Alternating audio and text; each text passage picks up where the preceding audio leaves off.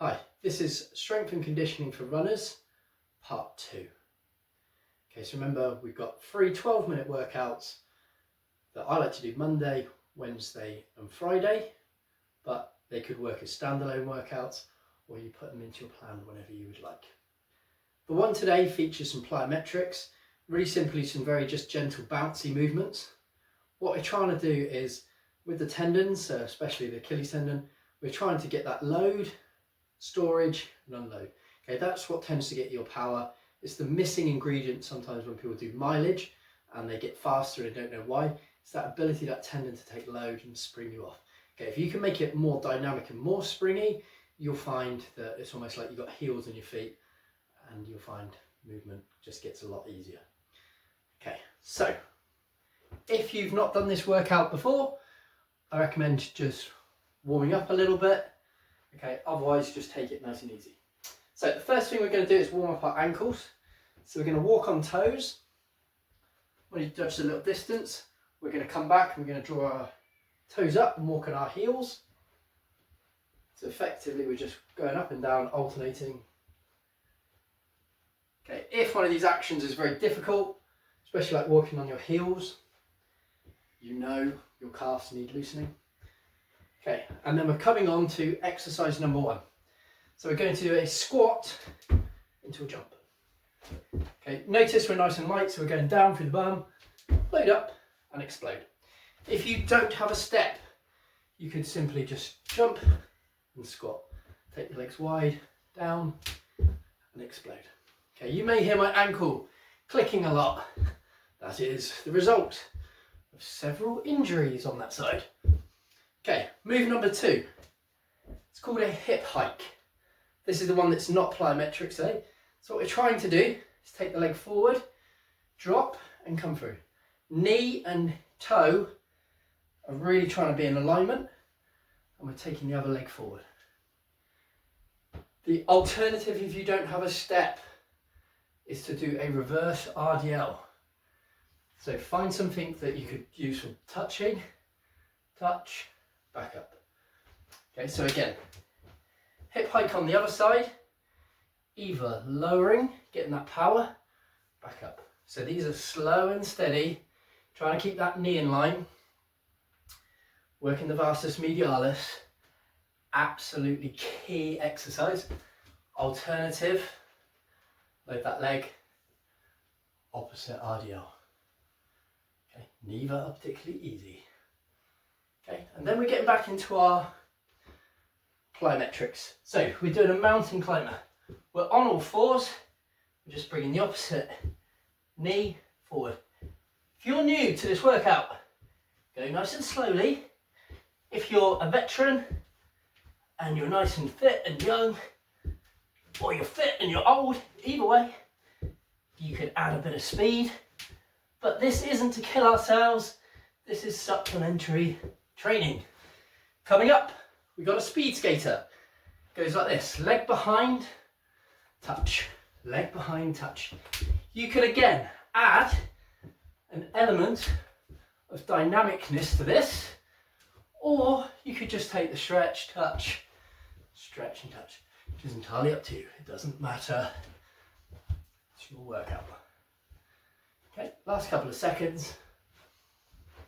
And then, one of the more useful but simple ones, what we're going to do is softly hop to one side, hop back. Okay. And again, you're trying to land nice and softly. This isn't about going crazy.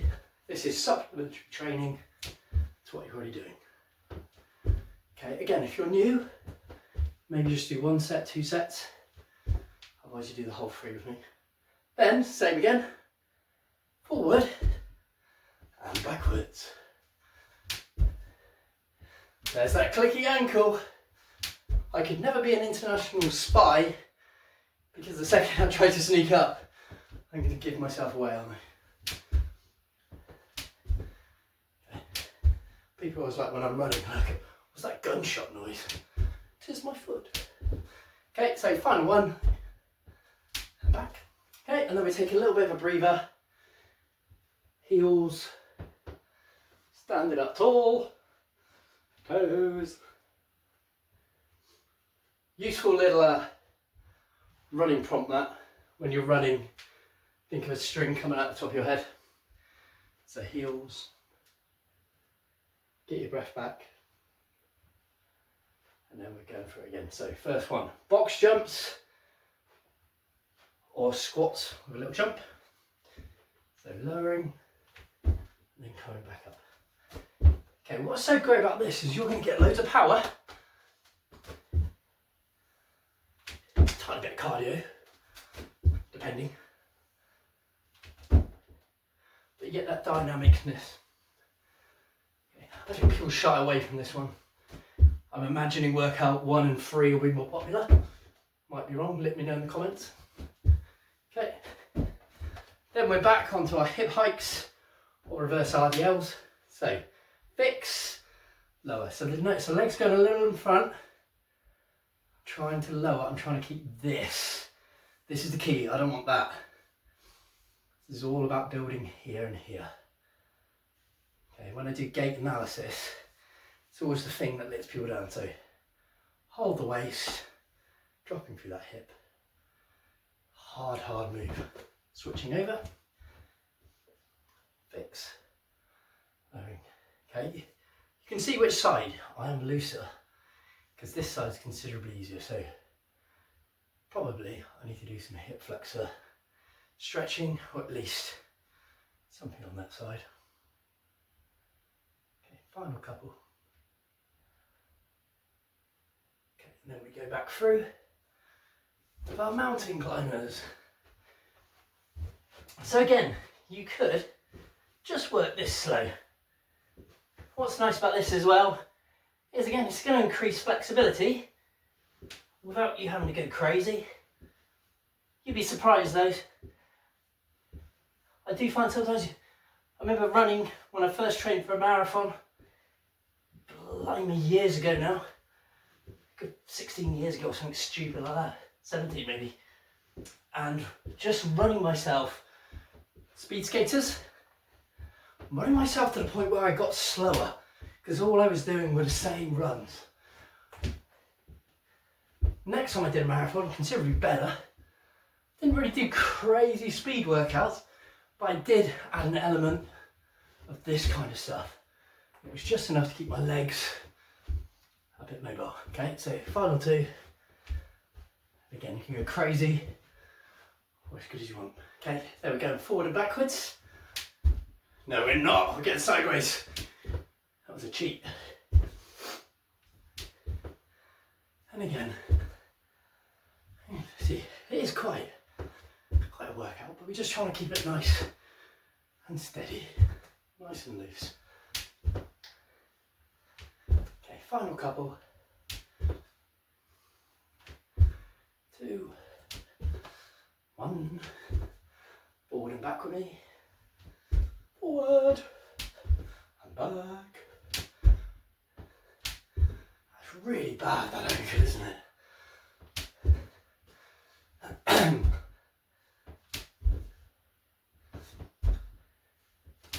Okay, 10 seconds. If you want, you can pause for a drink there. 2, 1. Final time through. So, walk with me.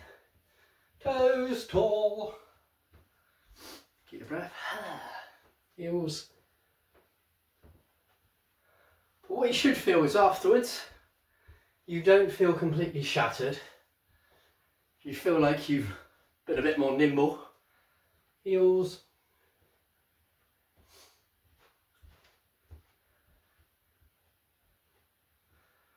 Okay, and then we're going back through. So box jumps, or the jump squat, and bring the legs together. So that version, or squat, just bring the legs together, step out, squat, bring the legs together, whichever one you find easier. If you have an even better step than that, you could tailor it so you would touch with your bum, then come back up.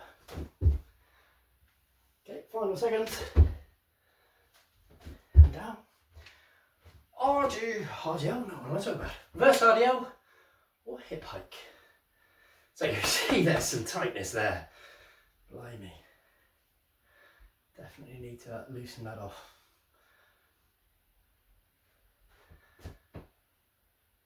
This will be a case of one, who trains the trainer? I spend my days loosening things like that off for clients, and then have developed a tight psoas myself. Okay, one more on that side. So notice it's about that. That is really key to this exercise. Okay, you could just drop and back up. I like to just send the leg forward. But this one is about slow, steady, control of the hip, build up vastus medialis. Trust me, you'll want that built up. Final time through, mountain climbers, opposite knee to opposite elbow. If you wanted to, you could add a bit of speed. Entirely up to you. Remember, it's a supplement to the good stuff, which is actually running. So we don't want to kill ourselves. Okay, as we go 3, 2, 1. Speed skater, leg across. I'm sure someone will point out if this has got another name. Isn't it a grapevine in aerobics? Something like that. But taking it across. And again, I don't go crazy, but you could. Wah! You could do that. Entirely up to you. Do not get injured doing a bit of supplementary training. Okay. And for the final time, let's get it right this time. Side. Lateral bouncing. But yeah, I think more and more plyometrics, jumping and running are kind of being meshed together. The more I see of it, so when I work with companies who do gait software, they often bundle the two together because it's a key kind of indicator of how well you're going to be doing. Forward and backwards for the final time. Basically, I don't like skipping. I'm rubbish at that. I just keep getting it stuck on the old noggin. And this requires less kit. But essentially, could you just bounce? Yeah, it's the same kind of thing, isn't it? Why not? Cool. So 3, 2, 1. Done. Stick a fork in her. She's done. So hopefully you get a little bit of breathing, but you're free to train for the rest of the day and not be completely mothered. So check out underneath the description for the other 2 workouts in this part. I'm also going to be adding on what I do on a Tuesday and a Thursday, which is a little 10 to 15 minute stretchy session. If you found it useful, pop a like, subscribe to the channel that I'm building up, and I'll leave you with this. I'll see you in the next workout.